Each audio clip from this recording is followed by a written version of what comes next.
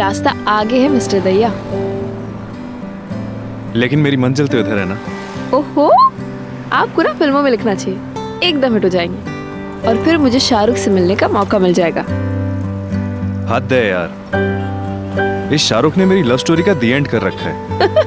शाहरुख कितना भी हैंडसम क्यों ना हो, but for me you are the most handsome man in the world.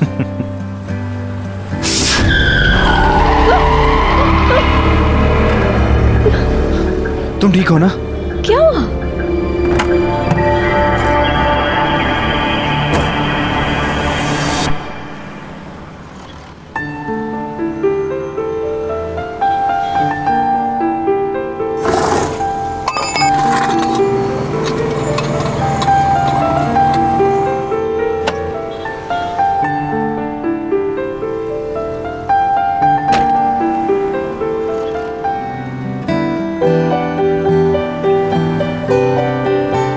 देखा, टायर भी आपकी तारीफ हैंडल नहीं कर पाया। अच्छा। तुम भी ना।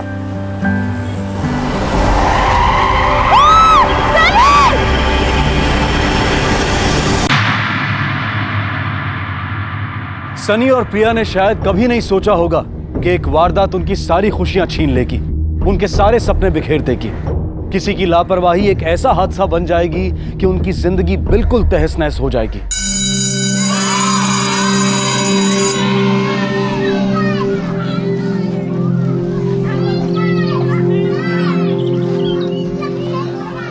प्रिया जी सेकेंडरी स्कूल के सारे टीचर फिल्म देखने जा रहे हैं, तो आप भी चलिए। वैसे तो आप कभी जाती नहीं है, तो आज सही। नहीं, आज मैं नहीं आ सकती। क्यों? मैं थोड़ा जल्दी में हूँ, आज हमारी एनिवर्सरी है। ओह, हैप्पी एनिवर्सरी, और मिस्टर को भी विश करिए। जी जरूर, मेरी तरफ से भी। Thank you so much. जी मैं चलती हूँ। क्या बात है, शादी के इतने सालों बाद भी एनिवर्सरी इतनी खुशी से मना रही है, इतना सब होने के बाद। कमाल है। प्रिया, हाँ तुम ठीक हो? मैं थोड़ा जल्दी में हूँ। चलो मैं तुम्हें ड्रॉप कर देता हूँ। नहीं, तुम खामखा क्यों तकलीफ लोगे, मुझे बीच से केक भी लेना है। अच्छा है ना, इसी बहाने केक खाने को मिल जाएगा। अब फॉर्मेलिटी छोड़ो, मैं ड्रॉप करता हूँ। ठीक है, चलो।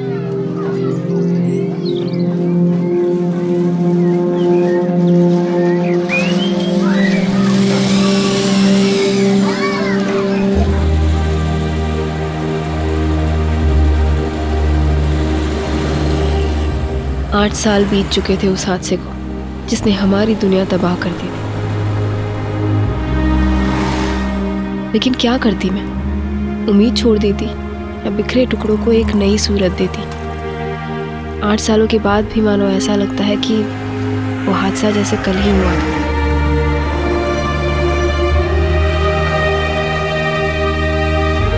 मुश्किल रास्ता तय कर इस मोड़ पर तो पहुंच गई, पर मैं ये नहीं जानती थी कि आगे मेरे लिए मुसीबतें और बढ़ने वाली थी। ये तो बस शुरुआत थी।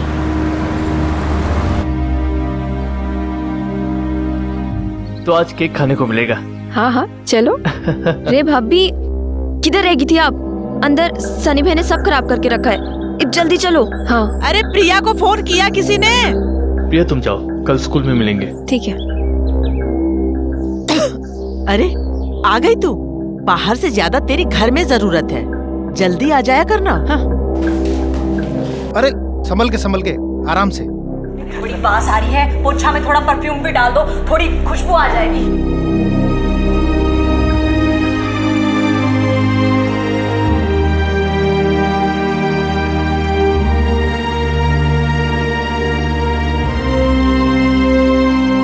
चिंता मत कीजिए, मैं हूं ना, 2 मिनट में साफ हो जाएगा।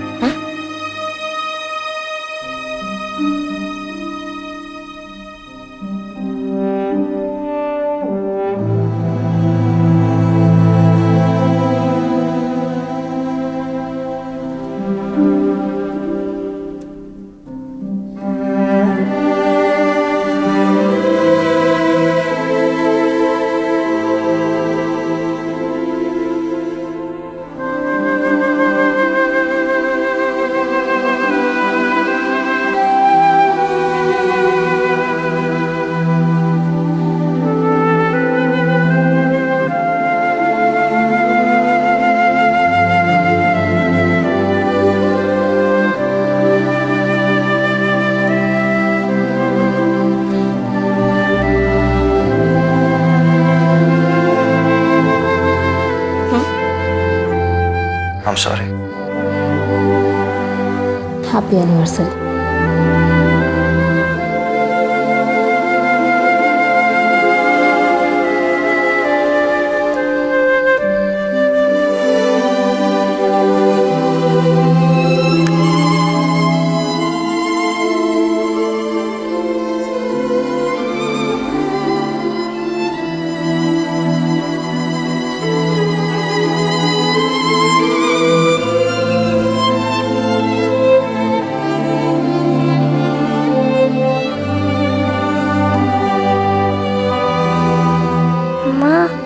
आप रो क्यों रहे हो? सो जाओ बेटा। तुम्हें कल स्कूल जाना है ना?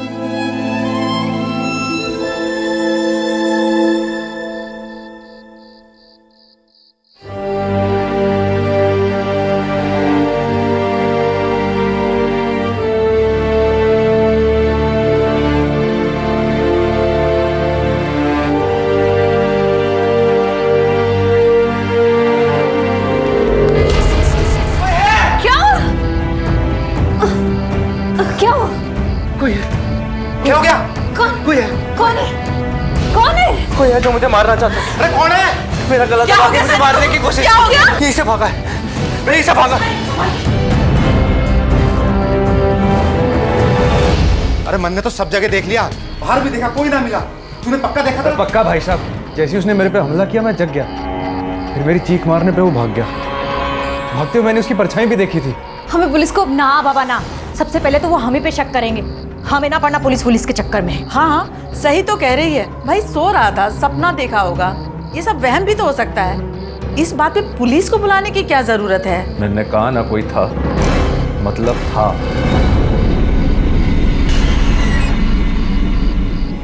मैंने अंदर ले चल। प्रिया,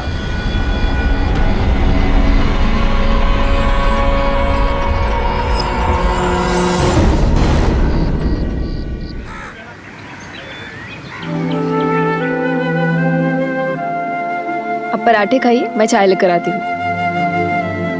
अब प्रिया, हाँ? शक्कर लेके आना, दही में डालनी है। जी। क्यों भाई, ये कैसा है? कल तो सारे घर की नींद उड़ा दी तन्ने।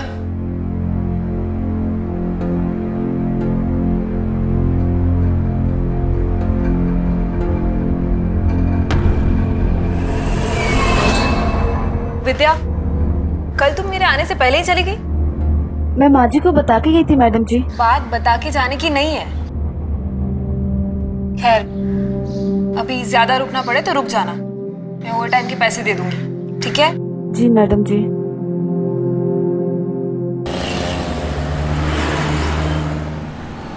मैंने कल सबको ABCD लर्न करने को बोला था, किन्होंने किया है? मैंने। बोलो बोलो। ABCD।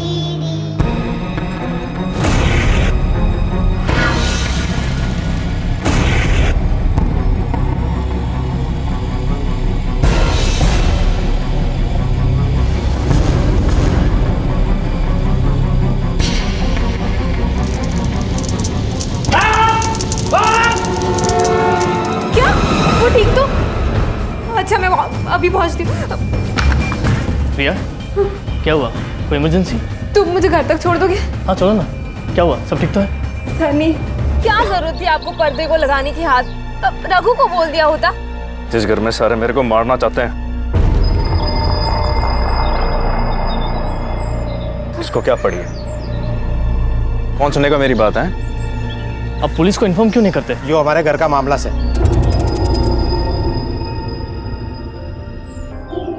प्रिया, मैं चलता हूँ। संदीप जी, अपना ख्याल रखिएगा।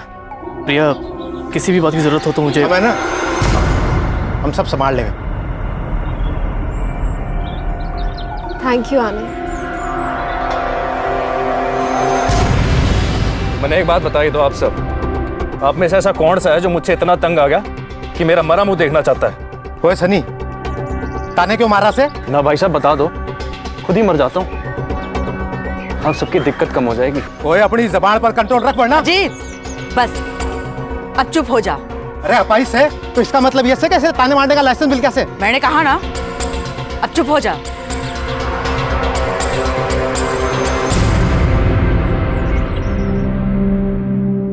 काश तुम रोज होती घर पर मेरे साथ।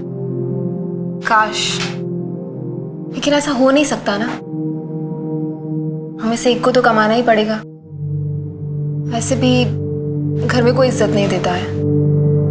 कभी कभी पछतावा होता है कि उस दिन बच क्यों गया। मर जाता तो। सनी,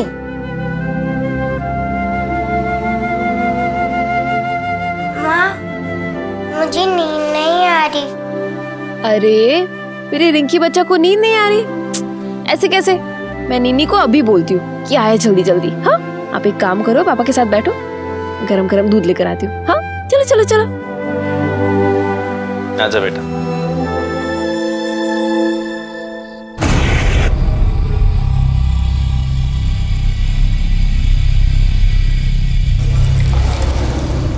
ये कर रही हो? आप क्या कर रहे हो? अरे अरे ये सो गई? तुम्हें इतना टाइम लग गया? सब ठीक है ना? हाँ, वो किचन में दूध गिर गया था ना, तो साफ करने में थोड़ा टाइम लग गया। रुको! प्रिया! प्रिया!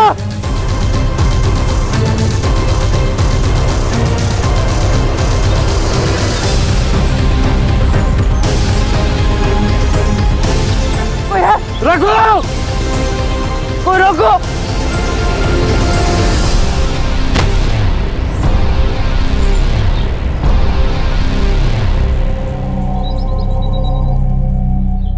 सनी पर हुए तीसरे हमले ने उसे दहला कर रख दिया, लेकिन परिवार वालों ने हमेशा की तरह इस मामले को भी दबा दिया। सनी के पास कोई तरीका नहीं था यह साबित करने का कि हमला करने वाला परिवार का ही कोई सदस्य था। ओ पी ले। बस यार, और नहीं। आजकल लुकड़ा उकड़ा क्यों से भाई? क्या परेशानी बता मन्ने। अरे पतनी की प्याज कोई और बुझा हुआ है तो मर्दने गुस्सा तो आवेगा ही ना। भाई साहब बस।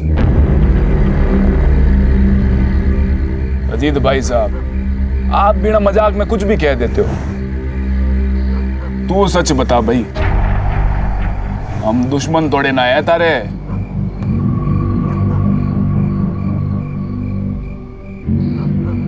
अरे तुम लोग मनाते रहो इसने, मैं ठंडा पानी लेके आता हूँ।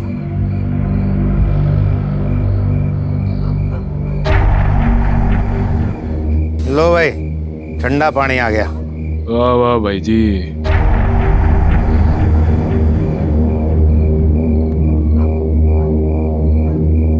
चलो चलो भाई जी। चल भाई। चल ठीक है भाई, ठीक है भाई, ध्यान रखना अपना।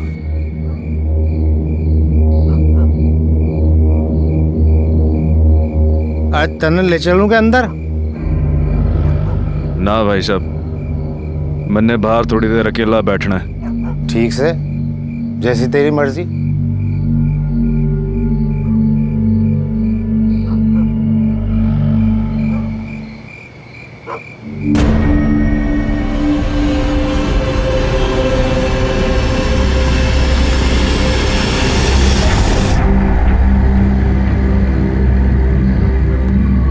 रखो! क्या हो गया भाई साहब? मन्ने अंदर लेके चल। जी भाई साहब। देख यार, बस। भाई साहब लेटा दो क्या बिस्तर पे? तू रहन दे, यहाँ तक ले आया, गनीमत है। ये बजा। ठीक से फिर। प्रिया, प्रिया, अरे कितनी गहरी नींद में सो रही हो प्रिया? प्रिया! रघु! प्रिया!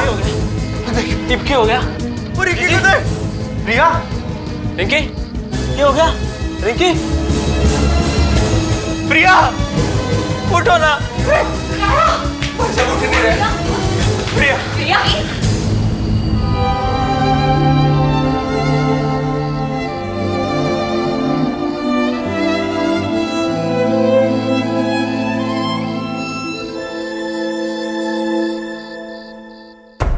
आपने इन्हें आखिरी बार देखा बाहर जाने से पहले, जब आपके दोस्त आए ही थे? सर जी मैंने पता है, जिसने भी ये काम किया है ना, मुझे मारने आया था और गलती से मेरी प्रिया और रिंकी को मार दिया। सर जी मौत दम घुटने से ही हुई है।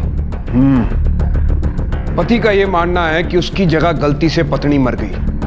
एक बात समझ में नहीं आई कि अगर पति की जान पर इतने सारे हमले हुए तो परिवार वालों ने पुलिस में रिपोर्ट क्यों नहीं की? सर जी हो सकता है अंदर का ही कोई आदमी हो जिसने सन्नी की हालत से तंग आकर उसे मारने की कोशिश की हो, या फिर किसी और वजह से।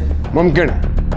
जाकर जी सर जी पूरे परिवार की हिस्ट्री निकालो, सन्नी की भी। उसका एक्सीडेंट कब हुआ था, उसकी दुश्मनी, उसे मारने का कोई पॉसिबल मोटिव। पता करना है कि वाकई गलत निशाने का मामला है या कातिल प्रिया को ही मारने आया था। आपकी और प्रिया की तो अच्छी दोस्ती थी ना?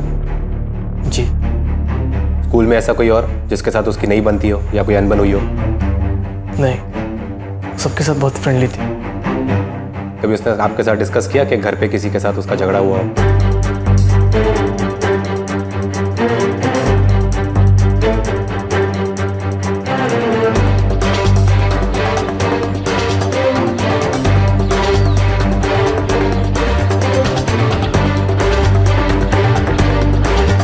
अरे दरोगा जी, ऐसी औरतें तो अपने आशिक के हाथों ही मारी जाती है। आशिक? आपके और आपके पत्नी के बीच का रिश्ता? उनका किसी और के साथ कोई संबंध?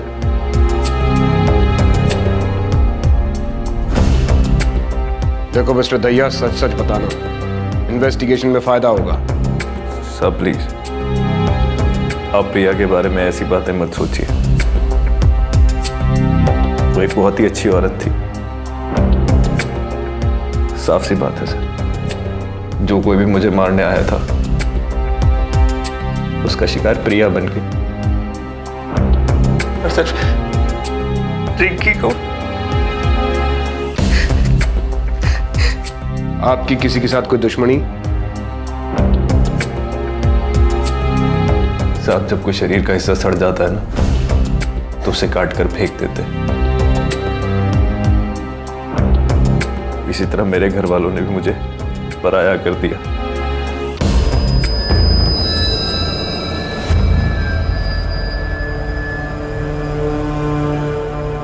साहब जी, मेरी दवाइयों का खर्चा बहुत है और मैं 1 रुपया नहीं कमाता। ऐसी मुफ्त की रोटी तोड़ने वाले निकम्मे से कौन छुटकारा पाना नहीं चाहेगा।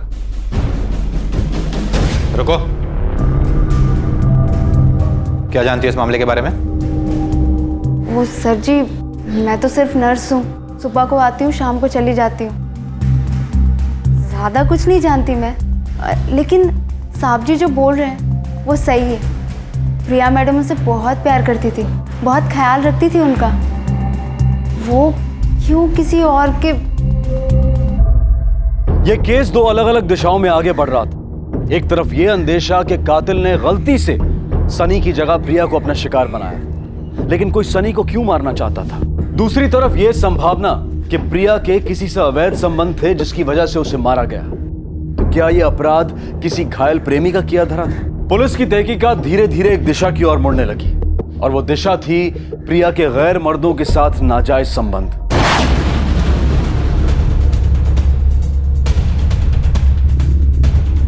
सर जी, सन्नी दहिया के नाम इंश्योरेंस पॉलिसी थी 50 लाख की। शायद इन्हीं पैसों के लिए कोई सनी को मारना चाहता हो। फोन रिकॉर्ड्स प्रिया के, जिस रात उसका खून हुआ वो किसी से बात कर रही थी, आनंद चौहान से। ये आनंद चौहान साहब को ले आओ तो जरा, मतलब कुछ था तुम दोनों के बीच। मेरे दिल में, पर प्रिया मुझे अच्छा दोस्त मानती थी, इसलिए बात कभी आगे बढ़ी नहीं। दोस्त? कौन सी शादीशुदा औरत एक गैर मर्द दोस्त के साथ देर रात फोन पे बातें करती है? वो भी उस रात को जिस रात उसका कत्ल हुआ। क्या बातें हो रही थी तुम दोनों के बीच में? हेलो हेलो आनंद, आज अजीत ने फिर से हद कर दी। फिर पिंकी सो रही थी तो मेरे कमरे में आया था और उसने फिर से जबरदस्ती करने की कोशिश की। मैंने चीखने की धमकी दी पर चले गए। पता नहीं कब तक ये चलता रहेगा। प्रिया, ये सब बातें तुमको संदीप को बता देनी चाहिए। नहीं नहीं, मैं सनी को नहीं बता सकती। वो बहुत परेशान है और उस पर बहुत सारे बोझ है। मैं उसे परेशान नहीं करना चाहती। आनंद, मुझे लगता है कि शायद अजीत फिर से आया और कॉल कट गया। शायद अजीत वापस आ गया था। आप मारे को इस तरह? मैंने कोई अपराध थोड़ी किया से। आनंद चौहान को जानते हो? उसने बताया हमें कि तुमने कई बार प्रिया के साथ जबरदस्ती की। चौहान एक नंबर का झूठा से साहब जी, जलता मारे थे। प्रिया को किसी के साथ बांटना नहीं चाहता। तुमने प्रिया के साथ जबरदस्ती की। प्रिया ने खुद ये बात फोन करके आनंद को बताई थी। मैंने कोई जबरदस्ती नहीं की सर जी। मैं तो उससे वही मांग रहा था जो वो सबको दे रही थी, आनंद को और यहां तक कि वो नौकर रघु को भी। और पता नहीं उसके कितने आशिक थे। मैंने सोचा भाई उसकी जो जरूरतें हैं उनको मैं पूरी कर देता हूं। घर की बात घर में रह जाएगी। समझ रहे हैं ना आप? मैं तो साहब जी उस पर एहसान कर रहा था। और उस रात उसने तेरे इस एहसान को ठुकरा दिया तो तूने उसकी जान ले ली। मैंने साहब जी किसी की जान नहीं ली। मैंने कुछ नहीं किया। तूने पहले पैसों के लिए अपने भाई की जान लेने की कोशिश की 3 बार। वो तीनों बार नाकाम रहा। फिर उसी फ्रस्ट्रेशन में, उसी मायूसी में तूने प्रिया को मार दिया ना। कसम खा के कहता हूं साहब जी, मैंने किसी को नहीं मारा। मैंने सच तो मैं तुझसे उगलवा लूंगा। जोर इस्तेमाल करने के बाद भी पुलिस अजीत से कुछ नहीं बुलवा पाई। नौकर रघु से भी पूछताछ की गई, लेकिन उसने प्रिया के साथ ऐसे किसी भी रिश्ते से इनकार किया। अब कोई रास्ता नजर नहीं आ रहा था। तहकीकात मानो थम सी गई थी। प्रिया के चरित्र पर बार बार शक किया गया, लेकिन हर बार वो एक आदर्श पत्नी के रूप में सामने आई। प्रिया के चरित्र से जुड़े तथ्य और उसके बारे में फैली बातों में आखिर इतना अंतर क्यों था? इसका जवाब तो शायद वही दे सकता था जो प्रिया के सबसे ज्यादा करीब था। सच बताना सनी, तुम्हारा भाई पहले हमारी सख्ती झेल चुका है, तुम नहीं झेल पाओगे। प्रिया के गैर मर्दों के साथ संबंध थे या नहीं? थे साहब जी। और तुम्हें ये सब कैसे पता चला? बताओ।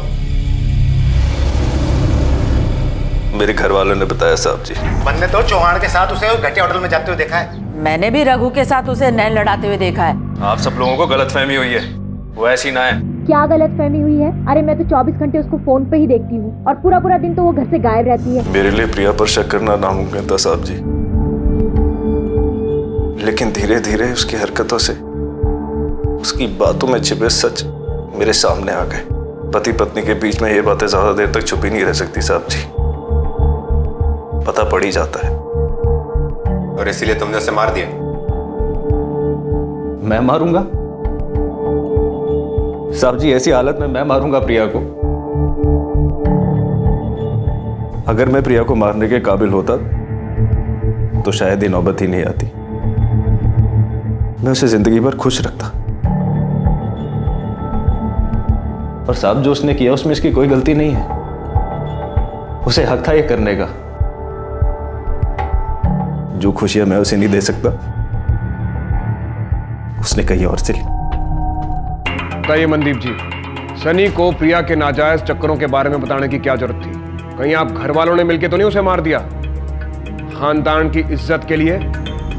नहीं, ऐसा तो कुछ भी नहीं था।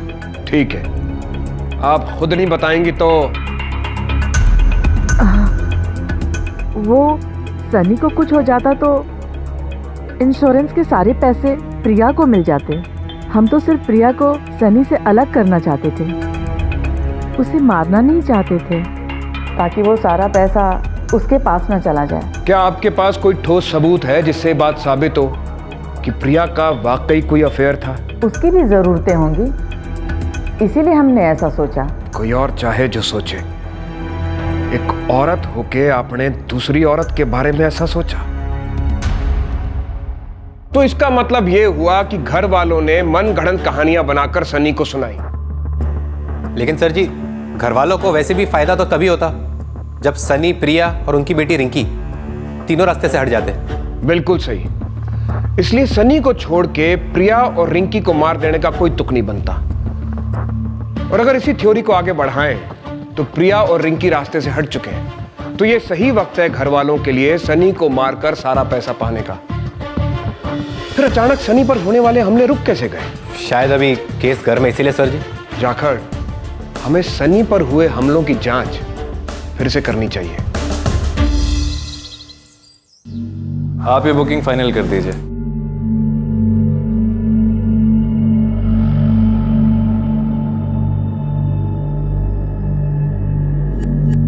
ये सब क्या है सनी? और वो आदमी कौन था? ट्रैवल एजेंट था। मैं जा रहा हूं यहां से हमेशा के लिए। लेकिन कहाँ? आप लोगों से बहुत दूर। लेकिन मिस्टर संदीप,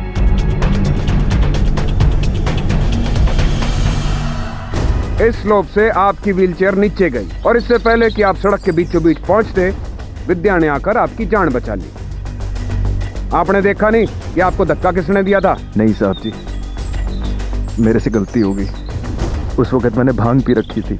किसी को भी अपने आप के ऊपर हुए हमले बड़े बारीकी से याद रहते हैं मिस्टर संदीप। साहब जी, लेकिन उसे नहीं जिसने अभी अभी अपनी बीवी और बच्चे को खोया हो। साहब जी, बहुत अंधेरा था। फिर मैंने शोर मचाया और वो भाग गया, लेकिन भागते वक्त मैंने उसकी परछाई सी देखी थी। अंधेरा था तो परछाई कैसे देखी? सर जी, मैं खिड़की की इस साइड बैठा था, कुछ अपने ख्यालों में खोया था। फिर इस पर्दे में आग लग गई। इसका मतलब पर्दे को किसी ने बाहर से ही आग लगाई है, क्योंकि अंदर से अगर कोई कोशिश करता तो तुम उसे देख लेते। तुम तो खिड़की के आसपास ही थे ना। शायद सर। सनी के जवाबों में पुलिस को कई असमानताएं नजर आईं। साथ ही जांच पड़ताल ने साफ कर दिया कि शक के दायरे में कई लोग थे और पुलिस ने इन सभी पर कड़ी नजर रखना शुरू कर दिया।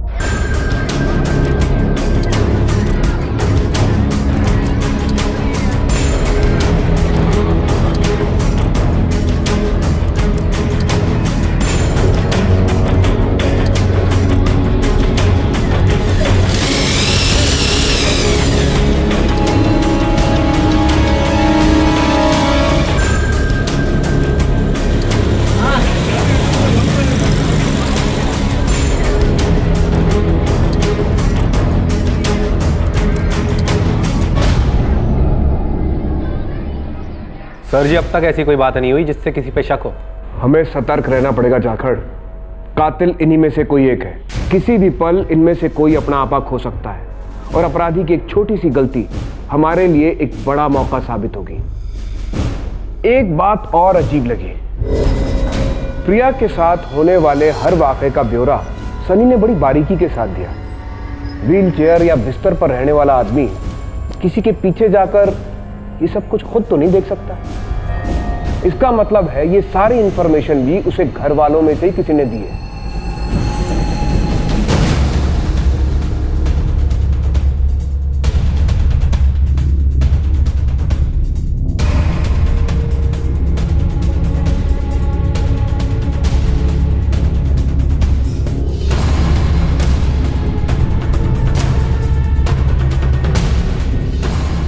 बता, सनी के लिए प्रिया पर नजर तुम ही रखती थी ना? सच सच बताना, वरना ये तेरी ऐसी हालत करेगी कि नर्स होते हुए भी अपना इलाज नहीं कर पाएगी। बोल। हाँ सर जी, मैंने मैडम जी के बारे में साहब को सब बताया था। वो बस मैं उनकी मदद करना चाहती थी। बेचारे अपाहिज, लाचार, वो अपनी बीवी से बहुत प्यार करते थे सर जी। बस मैंने उनकी थोड़ी सी मदद कर दी। मुझे विद्या पर भरोसा नहीं। अपाहिज लाचार मालिक के लिए बुरा लगना वगैरह वगैरह बात कुछ गले से उतर नहीं रही है। तुमने एक और बात गौर की? जब जब सनी पर हमला हुआ, ये नर्स जिसका काम है मरीज के साथ रहना, ये उसके साथ नहीं थी। ये इत्तेफाक तो नहीं हो सकता। इसकी बैकग्राउंड चेक कराओ, फोन रिकॉर्ड्स मंगवाओ। Yes sir. 8 साल से नर्स है सर जी, पर कहीं भी ज्यादा टाइम नहीं टिक पाई है। वो जहां जहां काम कर चुकी है सारे एम्प्लॉयर से पूछताछ करो। जाकर। जी सर जी। ये उन 3 दिनों के फोन रिकॉर्ड्स हैं जिस दिन सनी पर हमला हुआ था। विद्या उसी इलाके में थी, ये तो समझ में आता है, पर जिस दिन प्रिया की मौत हुई आधी रात को वो वहां पर क्या कर रही थी? चलो।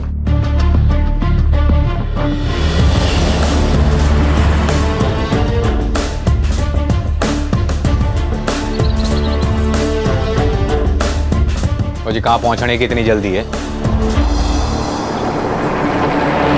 वो सर जी कहीं जा रहे हैं तो उन्हें अब मेरी ज़रूरत नहीं है सर, इसलिए सोचा कि थोड़े दिन अपने बहन के घर हो आऊं। ये क्या जानती है? तेरे फोन रिकॉर्ड्स।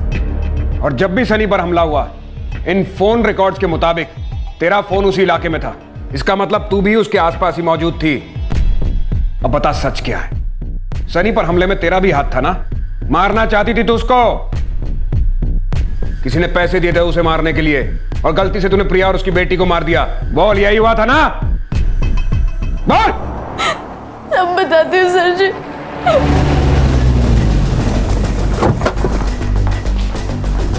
कहाँ है वो? कौन?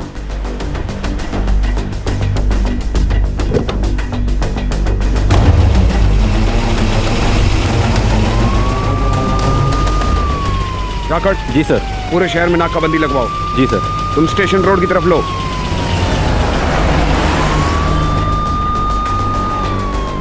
हेलो, हाँ, मार्केट एरिया और टोल नाके पे नाकाबंदी लगाओ। सफेद रंग की टूरिस्ट व्हीकल है, आखिरी नंबर 8477, हाथ से निकल ना पाए।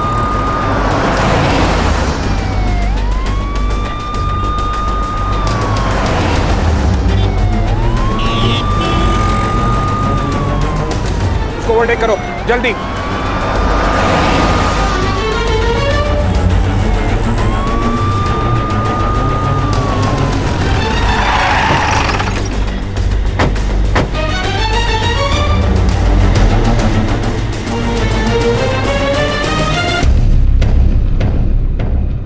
हाँ, मैंने ही अपनी जान पर झूठे हमले करवाए थे विद्या की मदद से।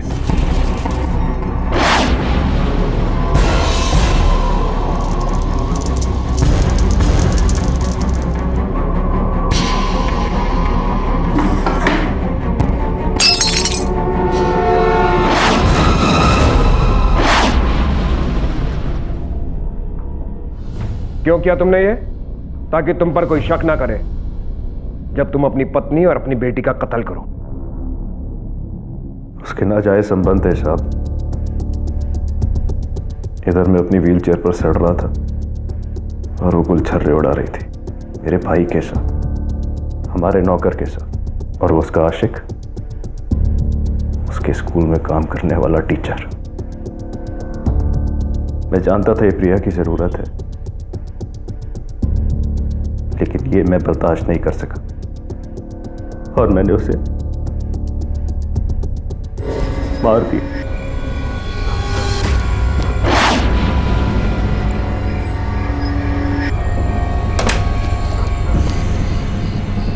विद्या, तुम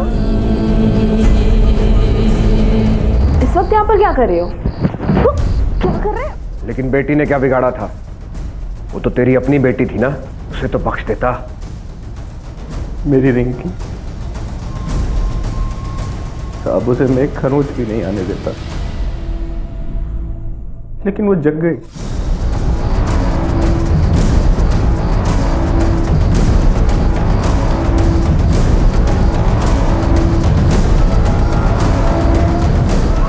पापा, आप ये मम्मी के साथ क्या कर रहे हो? मम्मी को डर लग रहा होगा ना?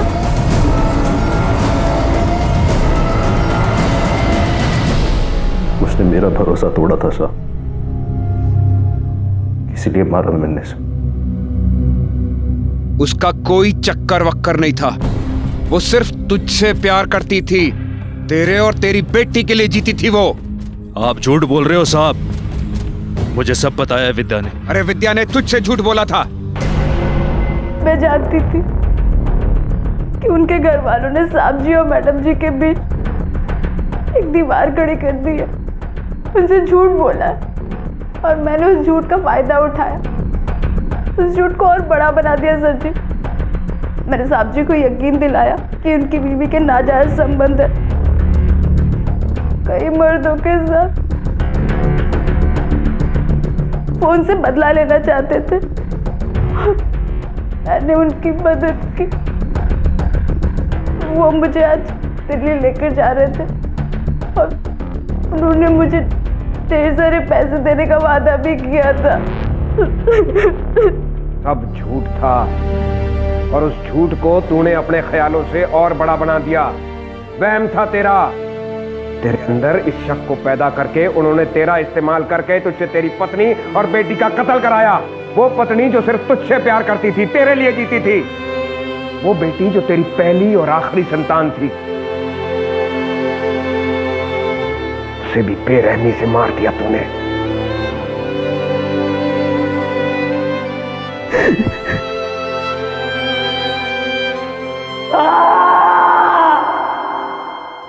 शक एक ऐसी बीमारी है जो इंसान के मन में जहर घोलकर उसकी मति भ्रम कर देती है।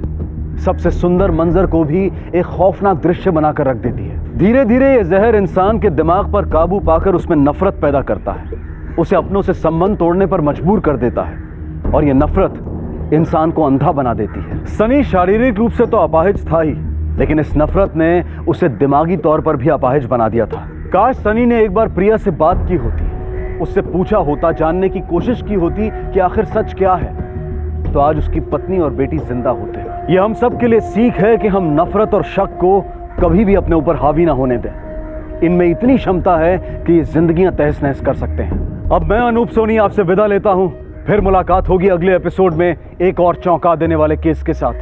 तब तक अपना और अपने परिवार का ख्याल रखें और देखते रहें क्राइम पेट्रोल डायल 100। सबक एक को, सीख हम सबको। जय हिंद।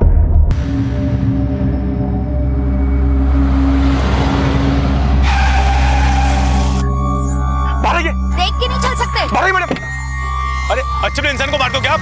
इतने बड़े आदमी आपको दिखाई दे रहा है? आपको गाड़ी नहीं दिखी इतनी बड़ी? क्या क्या क्या मतलब है? आपने गाड़ी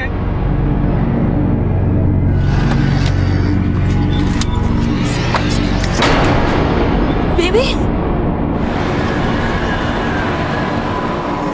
भाई साहब, ये एड्रेस बताएंगे? एक पान की दुकान है, वहीं पूछ लीजिए आप, आपको पता चल जाएगा। ठीक है, थैंक यू। वरुण, वरुण, वरुण बेटा किधर है तू? वरुण,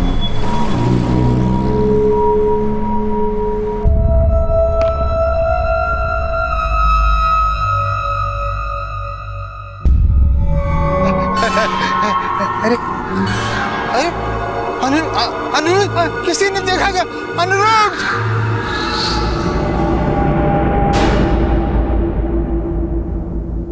जिंदगी की सच्ची तस्वीर, उसका फलसफा, उसका किरदार अगर कहीं दिखता है तो बच्चों की शक्ल में, उनकी मासूम किलकारियों में, उनकी निष्पाप जुबान में। बच्चों की जिंदगी को खतरा मतलब जीवन के मौलिक सिद्धांतों पर हमला। साल 2014 में एकाएक देश के कई शहरों से बच्चे लापता होने लगे। महीनों गुजर गए लेकिन इन बच्चों का कुछ पता नहीं चला। और सबसे हैरानी की बात तो यह थी कि इन बच्चों को लेकर कोई फिरौती या धमकी का कॉल भी नहीं आया। परिवार सन्नाटे में था, पुलिस हैरान परेशान थी कि अचानक एक खौफनाक तब्दीली के साथ कुछ गुमशुदा बच्चे सामने आए।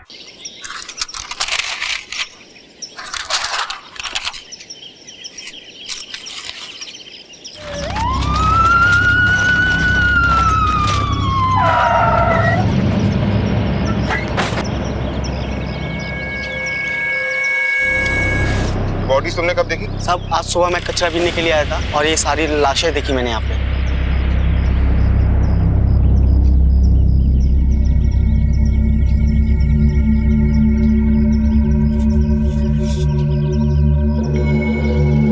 ये निशान तीनों बच्चों की बॉडी पर आग से मार्किंग की गई। पोस्टमार्टम के लिए भेजो तीनों की बॉडी। Right sir. धानु रोड में जो बच्चे मिले सर, उनमें से एक जिंदा मिला है। चलो हॉस्पिटल। इन बच्चों की तस्वीरें स्टेट के सारे पुलिस स्टेशन में सर्कुलेट करवाओ। पता करवाओ किसी ने इनके बारे में गुमशुदा की रिपोर्ट लिखवाई है नहीं। सर अगर आप कहें तो एक तस्वीर अखबार में डाल दें। नहीं, अभी नहीं, अभी ये बात डिपार्टमेंट तक ही रहने दो। सर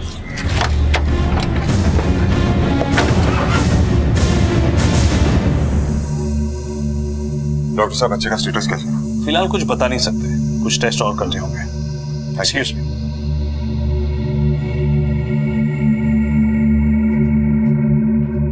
मुरे सर, एक हवलदार पोस्ट करो यहाँ पर। Right sir.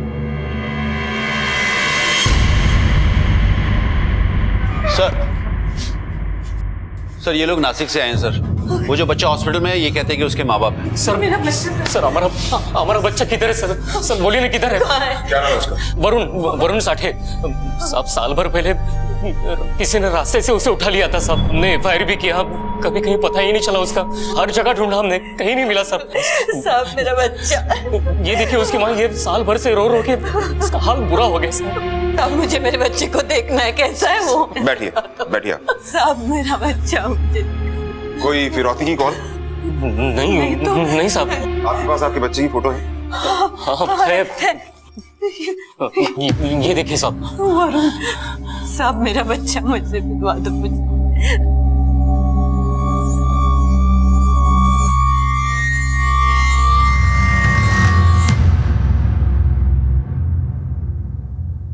वरुण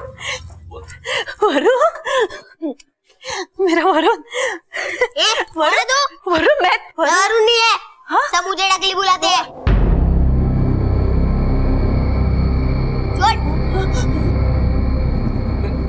मैं बात करता हूँ। अच्छा इधर वरुण। अरे ये तेरी आई है, मैं बाबा हूँ तेरा। मुझे वरुण मुझे देख। अन्ना किधर है? अन्ना किधर है? अन्ना कौन? अरे अन्ना। आपके परिवार में कोई अन्ना नाम का आदमी है? कोई नहीं साहब। ये कैसी बातें कर रहा है? हमको तो पहचान भी नहीं रहा है। देखिए मुझे लगता है इसके दिमाग पर बहुत गहरा असर पड़ा है। मेरा बच्चा।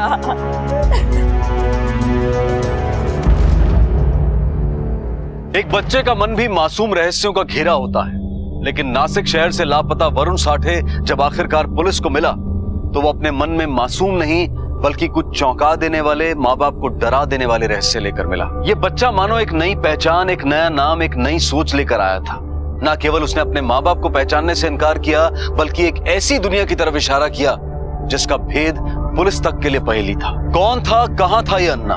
उसका इस बच्चे के साथ क्या रिश्ता था और क्यों थी इस बच्चे की ऐसी दर्दनाक हालत कि उसे रह रहकर दौरे आते थे? खुशी लौटी थी माँ बाप की जिंदगी में, लेकिन मासूम किलकारियों के साथ नहीं बल्कि कपा देने वाले रुदन के साथ।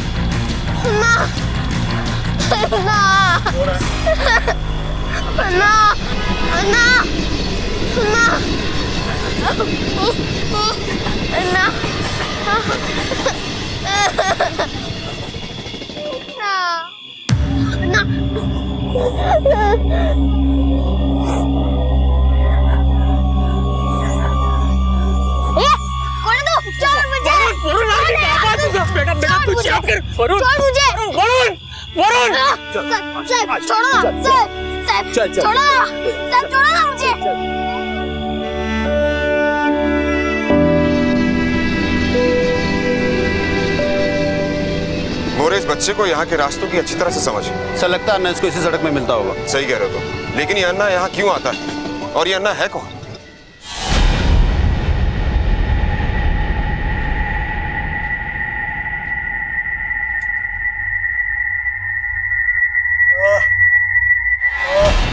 बस बस बस अभी आराम मिल जाएगा। अभी दर्द हो तो शाम को फिर से लगा लेना, ठीक है? या मुझे आवाज दे देना।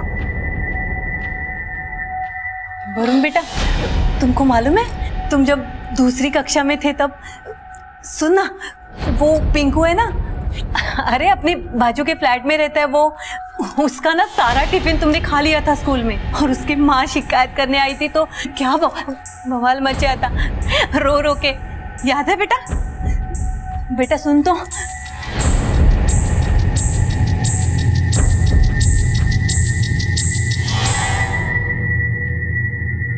बच्चों की मौत ड्रग ओवरडोज से हुई। हाँ सर, ये भी लिखा है कि ड्रग किसी दवा के जरिए दिया गया। बॉडी में दवा के ट्रेस पाए गए, मतलब काफी दिनों से उन्हें ड्रग दिया जा रहा था। बच्चों की मौत लाश मिलने से 7 घंटे पहले हुई। लेकिन सर ड्रग तो वरुण को भी दिया गया होगा, पर वो तो हमें जिंदा मिला। मोरे, इस केस के पीछे जो कोई भी है उसका मकसद तीनों बच्चों को मारना ही था।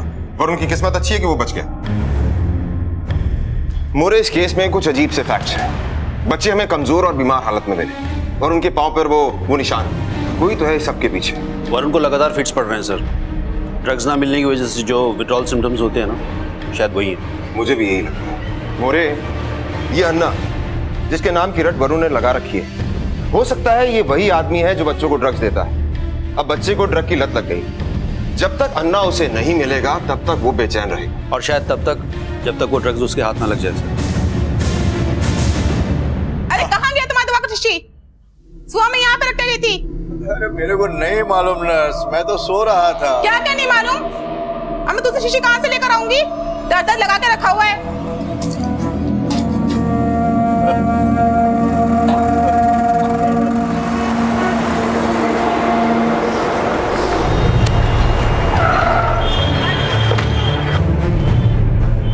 इसको देखा कहीं?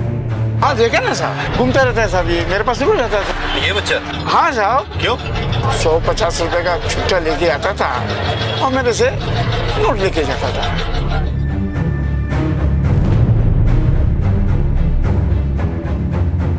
ये सब भिखारी लोग हैं सर। इधर अपना बंदर चौक, काशी मीरा, सूर्या कॉम्प्लेक्स, इधर सब लोग घूमते फिरते हैं।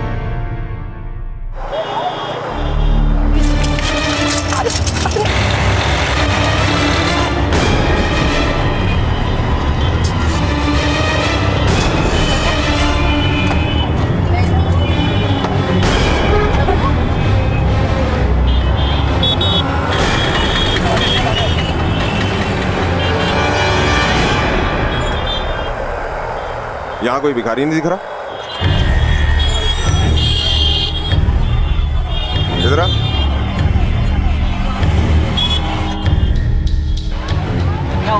यहाँ सिग्नल पर जो भिखारी भीख मांगते हैं, कहाँ है वो? मालूम नहीं साहब, अभी यही थे सब। रोज यहाँ पे होते क्या? हाँ साहब, दिन भर ट्रैफिक में घूमते रहते हैं, किचकिच करते रहते हैं और यहीं पे पड़े रहते हैं। और शाम को एक कोई आता है, इनको पाव देता है और फिर सब निकल देते हैं। पाव? हाँ साहब, एक अन्ना नाम का आदमी आता है एक पुराने मॉडल की गाड़ी में और इन सब भिखारी को पाव देता है। कितने बजे आता है? यही कुछ 4 से 5 के बीच। ये वरुण वाला अन्ना ही है, पता करो। Right sir.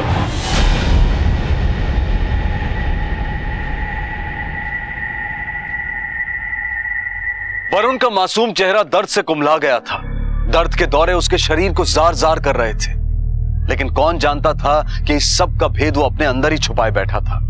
एक ऐसी भयानक लत जो उसे मौत की ओर ले जा रही थी। तकदीर अच्छी थी कि यह बात हॉस्पिटल में सबके सामने उजागर हो गई। अब पुलिस के सामने सबसे बड़ी चुनौती थी ये पता लगाना कि आखिर इस बच्चे को ये लत दी किसने। क्या अन्ना ने? यह मामला सिर्फ वरुण का नहीं था, बल्कि उन 2 बच्चों से भी जुड़ा था जिनकी लाश पुलिस को जंगल में मिली थी और जिनकी मौत ड्रग ओवरडोज से ही हुई थी। यह मामला उन तमाम बच्चों से जुड़ा था जो गुमशुदा हुए थे और अब तक नहीं मिले थे। और इधर वरुण के इलाज के लिए डॉक्टर्स ने एक नई राह पकड़ ली थी। बच्चे की ब्लड रिपोर्ट आ गई, ड्रग ओवरडोज का केस। कुछ ही समय में उसे रिहाब में शिफ्ट करेंगे। डॉक्टर साहब, किस तरह का ड्रग दिया गया बच्चे को? ये कोई रेगुलर ड्रग नहीं है। देखने के बाद ऐसा लगता है कि ऑइंटमेंट या बाम में इस्तेमाल होने वाले सेडेटिव से एडिक्शन हुआ है। डॉक्टर, ये ठीक तो हो जाएगा ना? ठीक हो जाएगा, लेकिन थोड़ा वक्त लगेगा। ड्रग की तलब लगेगी उसे, हो सकता है विड्रॉल सिम्टम भी। सर, वरुण की तबीयत फिर से खराब हो रही है। Excuse me. मोरे, ये भिखारियों का रैकेट है। बच्चों को किडनैप करते हैं, उन्हें ड्रग देते हैं, फिर उनसे भीख मंगवाते हैं। और शायद इनका सरगना ये अन्ना है। पर सर, इस आदमी तक पहुंचना बहुत मुश्किल होगा। रिपोर्ट मिली है कि मीरा रोड के सभी भिखारी लोग एकाएक कहीं गायब हो गए। किसी ना किसी तरीके से इस अन्ना तक तो पहुंचना ही होगा। ये बच्चा ही हमें इस रैकेट के बारे में इंफॉर्मेशन दे सकता है। पर सर, मुझे नहीं लगता ये कुछ बता पाएगा। देखते हैं। मुझे पाव चाहिए। अंकल आंटी पाव देना, पाव दो ना, पाव चाहिए मुझे, पाव दो ना, पेट में दर्द हो रहा है। देख, मैंने तुझे कहा ना कि पाव मैं तुझे दूंगा। पहले ये बता कि तू रहता कहाँ था, किसके साथ रहता था? उस स्टॉल में पकिया, बिन्नी, साबुन ये सब रहते थे। और बहुत मारते थे साहब, हम लोग को बहुत मारते थे और भीख मंगवाते थे और बहुत सारे आंटी लोग भी थे। क्या रे, रोने का नहीं, भीख मांगने का, पैसा मिलेगा है? भीख मांगने का, रोने का ज्यादा पैसा मिलेगा। ऐसे रोने का, जिसको गाना आता है गाना भी गाने का, रो के गाने का, ऐसे रोने का, रो रो। अभी इतना बताया, तू बोला था ना देगा पाओ, देना प्लीज, देना देना।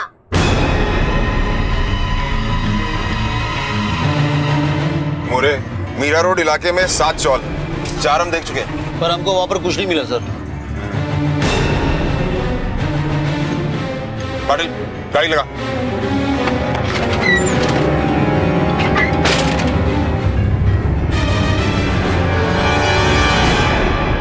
बच्चों, यहाँ अन्ना कौन है? ए, जवाब दो साहब, क्या पूछ रहे हैं? सर, ये तो बीमार लगते सर। बीमार नहीं है, इनकी आंखें देखो, नशा किया हुआ इन्होंने। मोरे, इन बच्चों को रिहैबिलिटेशन सेंटर भेजो। इस पूरे एरिया को छान मारो, जहां शक हो चेक करो। अगर ये बच्चा यहाँ है तो अन्ना का सुराग भी यही मिलेगा। अरे चुप बैठ, परेशान करके रख दिया है।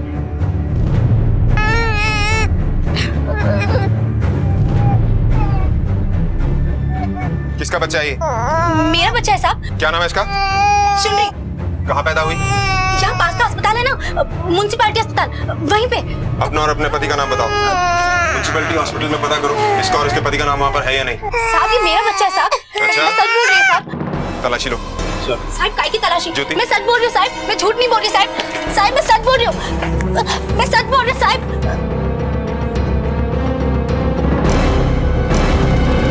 साहब मार क्यों रहे साहब?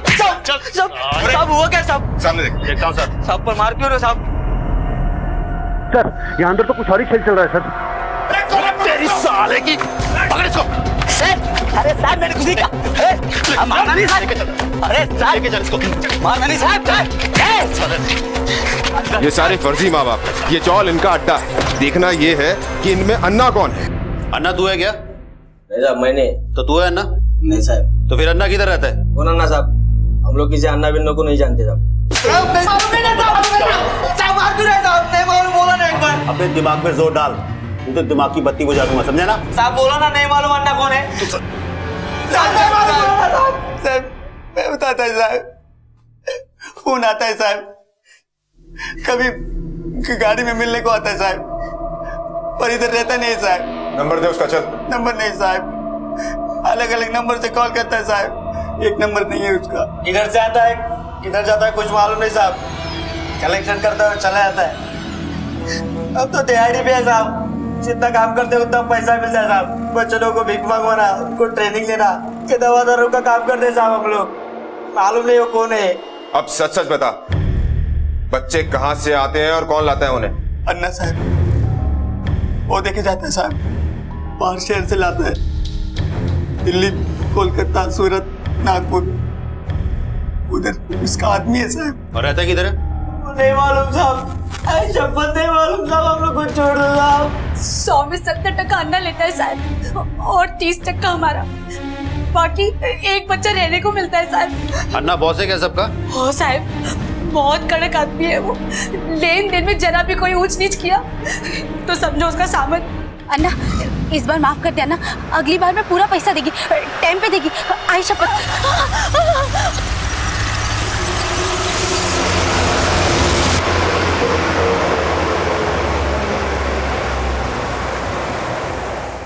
एक दिन पक्यार में भीख मांग के लौट रहे थे। उस दिन मैंने एक दुकान में बाइक देखी। ये लेगा पोल, कैसे लेगा, कैसा पैसा किधर से लाएगा? इससे कल और कमाऊंगा और जमा करूंगा और ये लूंगा, और भाई को क्या देगा? देगा।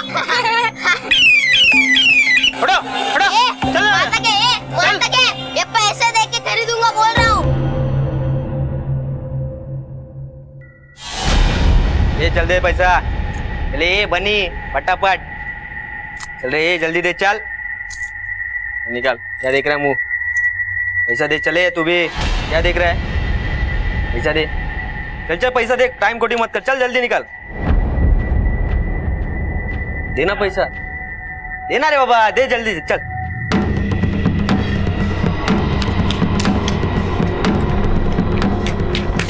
भाऊ भाऊ ए भाऊ, अरे क्या रे, कोई मर गया क्या? वो टकली ना भाग गया। भाग गया? आएगा, इधर ही आएगा वो।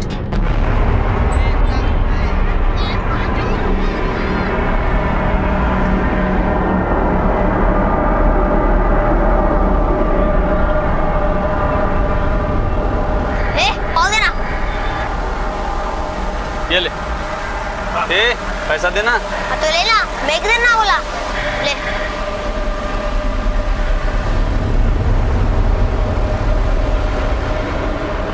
मस्का लगा के देना। मस्का मार दिया है। शेर नहीं लगा था क्या आप उनको? चल वो अन्ना जैसा बोल दे, चल। तो अन्ना के पास जाना है, इधर काय को आया है? बाजार का पाव अन्ना के पाव जैसा बिल्कुल नहीं था, बिल्कुल मजा नहीं आता था और मेरे पेट का दर्द भी बढ़ने लगा।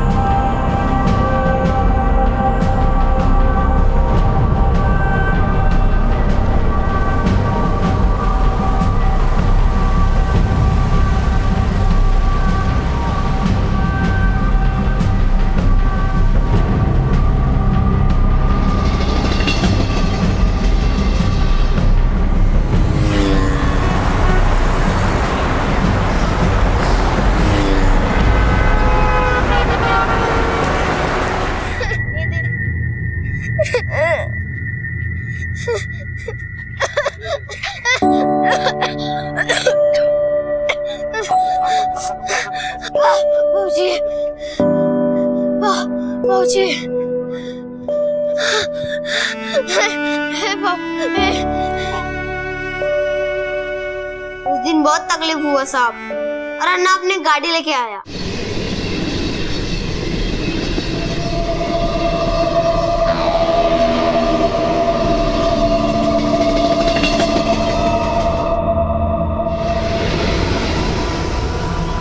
कौन सी गाड़ी?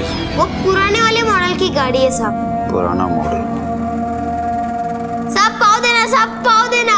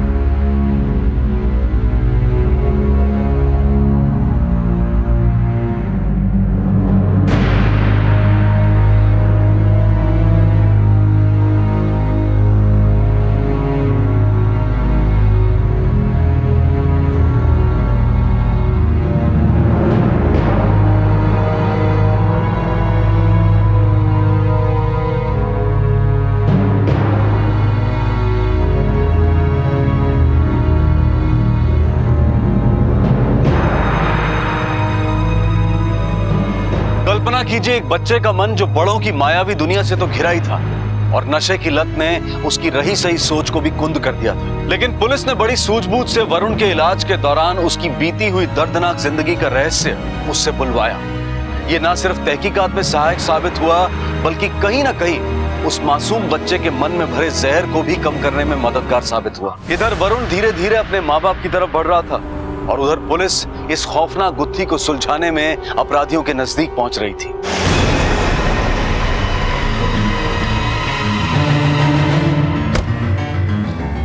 यहाँ से रोज एक गाड़ी निकलता है पुराने मॉडल का, देखा है क्या? अभी क्या पता सर, दिन भर में कितनी गाड़ी आती जाती रहती है, कैसे पता चलेगा? ये कैमरा चालू है? जी सर। इसका फुटेज निकलवाओ पिछले 1 महीने का। Okay sir. जी सर।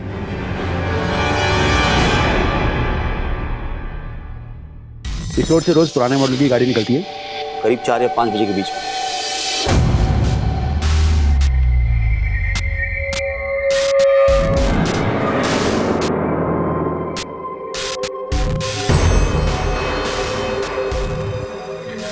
ठीक है सर।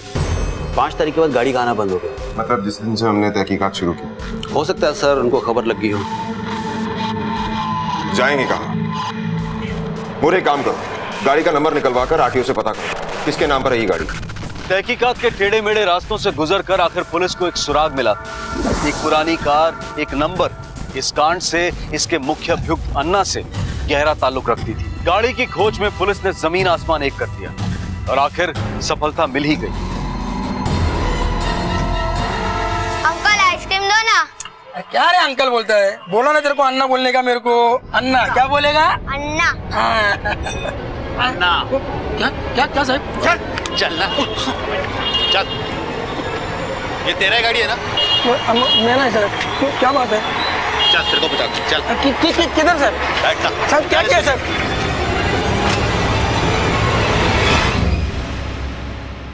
मैं क्या किया साहब? देख तेरा अन्ना। ये अन्ना नहीं है साहब। मैं बोला ना साहब, मैं बोला ना, मैं कुछ नहीं किया साहब। इसे थाने लेकर चलो। चल।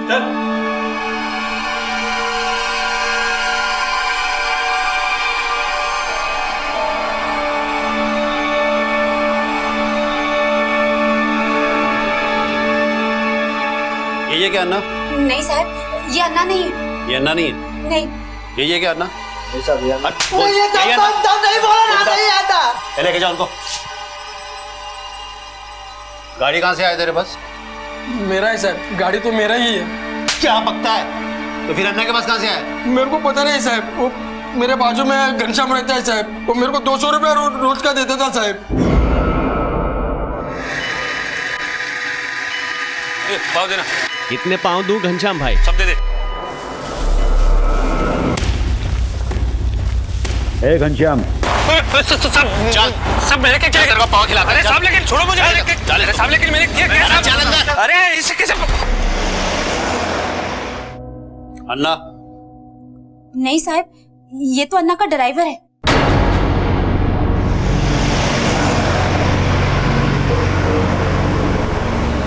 नहीं सर, हम किसी का ड्राइवर नहीं है साहब। तो तू क्या पाव बांटने निकलता है सिर्फ?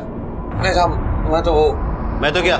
साहब मैं तो गैरेज में काम करता हूँ साहब। एक दिन हमको मिला वो साहब, बोला काम है, बोला गरीब बच्चा लोग को पाव बांटने का गाड़ी में। मैं साहब पठानवाड़ी के पीछे से हम उसको रोज उठाता साहब, बाद में हम पाव लेता था साहब। उसके बाद काशी मीरा, गोल्डन नेस्ट, भाईंदर नाका, जहाँ तक गरीब बच्चा लोग बैठता ना साहब, उन सबको पाव देते थे साहब। साहब वो अपने हाथ से देते थे साहब। बहुत अच्छा आदमी था साहब। और अन्ना तेरे को कितना देता था? 250 रुपए साहब। नंबर है क्या उसका या कोई एड्रेस? नहीं साहब, ये तो कभी बताया नहीं साहब। बस पठानवाड़ी के पीछे से रोज 4 बजे उठा था। टाइम का बहुत पक्का था साहब अन्ना, लेकिन 5 दिन से तो साहब उधर भी नहीं आ रहा। सब मुझको अन्ना कहते हैं। अब तक जो नाम पुलिस सुनी रही थी वो हकीकत था या फिर कोई काल्पनिक इंसान। पर एकाएक ही असल रूप लेने लगा। एक के बाद एक अभियुक्त उसका परिचय, उसके होने का प्रमाण देने लगे। इतना तय था कि अपहरण, हत्या और बेगरी का यह शैतानी खेल एक बड़े षड्यंत्र का हिस्सा था, जिसका जाल शहर शहर गांव-गांव फैला था। और इसमें कई लोग शामिल थे जिनके निशाने पर सैकड़ों बच्चे थे। इनमें कई सरगना, कई मास्टरमाइंड्स हो सकते हैं, लेकिन मुंबई का सबसे बड़ा संचालक अन्ना था। और अब पुलिस को सिर्फ ये जानना था कि आखिर अन्ना छुपा कहां था। हाँ भैया, ये सेब कैसे?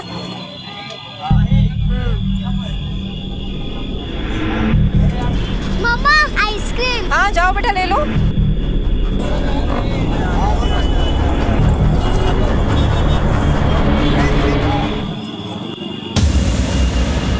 खुशबू? भैया वो छोटी सी बच्ची आई थी आइसक्रीम के लिए। खुशबू, खुशबू भाई साहब, आपने एक छोटी सी बच्ची देखी है क्या? खुशबू कहाँ चली? खुशबू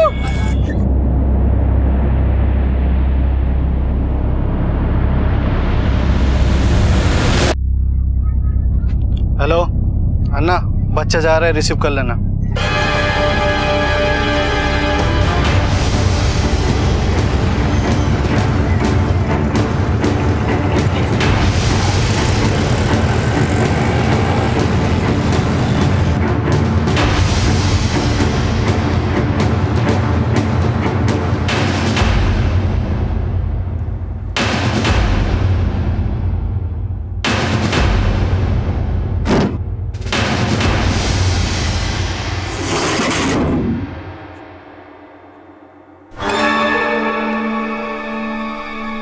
चल जा।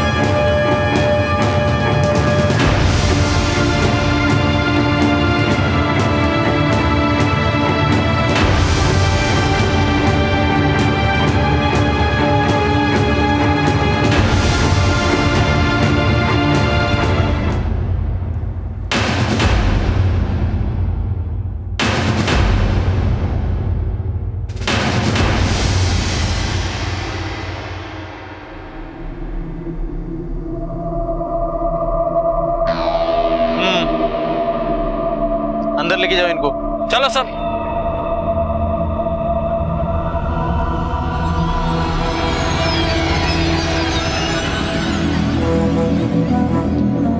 सब सही? हाँ साहब। अभी जिसको जो जो इलाका दिया है उधर वो सही सही से काम करना है। रेड में अपना बहुत लोग पकड़ा गया, सही नहीं हुआ, लेकिन अभी पुलिस का बंदोबस्त हट गया है। अनिल तू भाईंदर चक नाका, तू स्टेशन रोड, तू शांति नगर और तू गोल्डन नेस्ट। ए साहब अपने को छोटा बच्चा देना, बड़े बच्चे में कमाई नहीं है, मैं तेरे को 10 टका ज्यादा देगी। अगली बार हिसाब सबको याद है ना? हाँ 100 में 70। 30 तुम्हारा 70 मेरा। जिसको जैसा जैसा सिखा है वैसा वैसा करना है, कोई बदमाशी नहीं करने का, पुलिस वाले से बात नहीं करने का, जैसे सिखा है वैसे ही करना, कैसा चलने का, कैसा बोलने का, वो चोट का निशानी सब जैसा सिखा है वैसे ही। मैं भी आएगा उधर, लेकिन अभी नहीं, 2 हफ्ता बाद। बच्चे लोग पाव कैसा लगा? अच्छा। और भी मिलेगा, दोपहर में खाने का, किसी को देने का नहीं। देखो पुराना चावल में रेड पड़ गया, अभी इन बच्चों को रहने के लिए कोई दूसरा जगह ढूंढो। इधर इस एरिया में मेरा घर है, इधर इनको रख नहीं सकता है। और हाँ, कुछ भी गड़बड़ होएगा, इन बच्चों लोग से कुछ भी होएगा, मेरे को फोन करने का, ठीक है? 1-2 दिन में इन बच्चों लोग के लिए इंतजाम करता है, शाम को वापस बच्चों लोग को लेके आने का।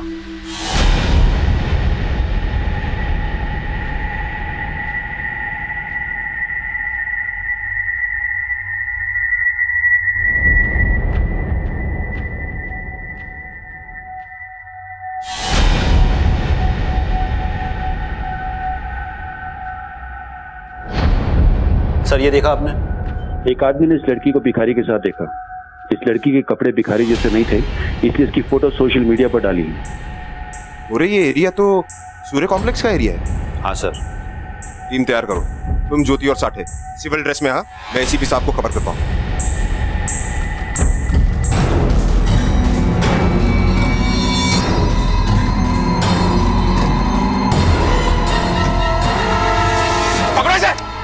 तुम्हारे साथ पकड़ दे। क्या अन्ना, बहुत पाव खिलाया बच्चों को तूने। चल तेरे को जेल के पाव खिलाता हूँ, चल। अरे साहब आपको कोई मिस्टेक हो गया, मैं तो इधर से गुजर रहा था। अच्छा गुजर रहा था? किडनैपिंग, ट्रैफिकिंग, मर्डर, मुझे पहचानने वाले बहुत लोग हैं।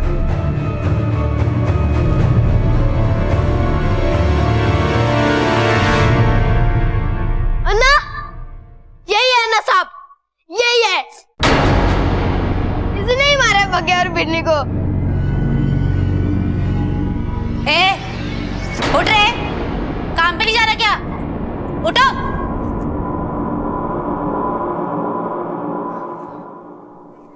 साला, और क्या? बाऊ, जल्दी आ, देख।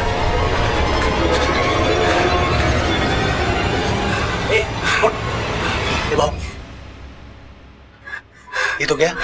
साला ये भी खलास, बहुत ज्यादा खाने लगता है। अब क्या करेंगे? क्या करना है? अन्ना को फोन लगाना दे। अन्ना को फोन।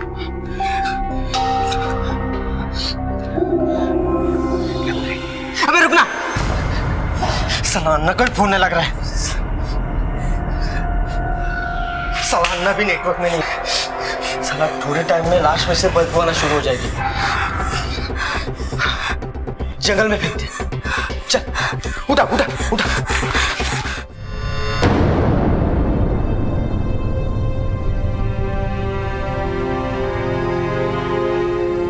आई बाबा,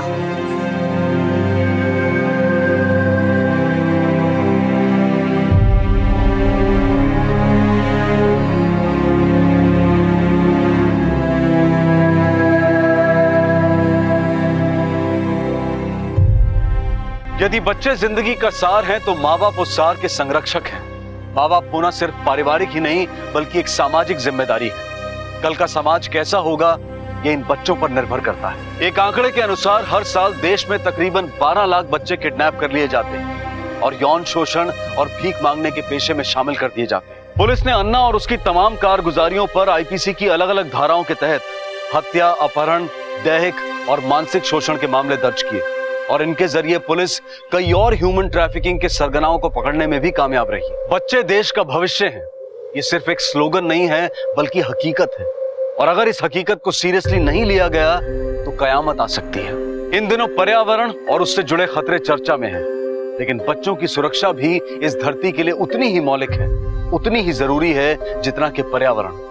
उनका ख्याल रखें, सतर्क रहें। इसी विचार के साथ मैं अनूप सोनी आपसे विदा लेता हूं। फिर मुलाकात होगी अगले एपिसोड में और खुलासा करेंगे एक और जुर्म का। इस तरह के और भी एपिसोड देखने के लिए हमारे चैनल को सब्सक्राइब करें और बेल आइकन दबाना ना भूलें।